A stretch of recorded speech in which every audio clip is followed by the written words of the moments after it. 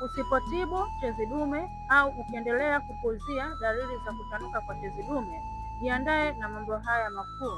Jambo la kwanza, jiandae figo zako kujaa mawe kwa sababu ya ile hali ya kutoa mkojo kidogo na mwingine mwingi kuwa unabaki ndani ya kibofu.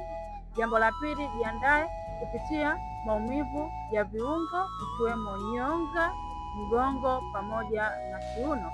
Jambo la tatu, jiandae kukosa uwezo wako wa kushiriki tendo la ndoa kabisa, kwa sababu hakutakuwa na flow nzuri ya damu kutoka kwenye viungo vingine kuelekea kwenye umbile. Hivyo itakusababishia umbile lako kuweza kulala, itakusababishia umbile lako kutokuwa na nguvu kabisa kuweza kulishiriki tendo la ndoa. Je, kuna tezi dume? Imekusumbua kwa muda gani? Hakikisha unanitafuta leo ili uweze kupata programu ya siku 30 mpaka siku 90 iweze kukusaidia kuondokana na changamoto zote unazozipitia katika njia ya mkojo na kuweza kukurejeshea upya homoni yako ya kiume itakaweza kukusaidia kuweza kulishiriki tendo la ndoa vizuri. Unatamani kuipata? Hakikisha unanitafuta leo.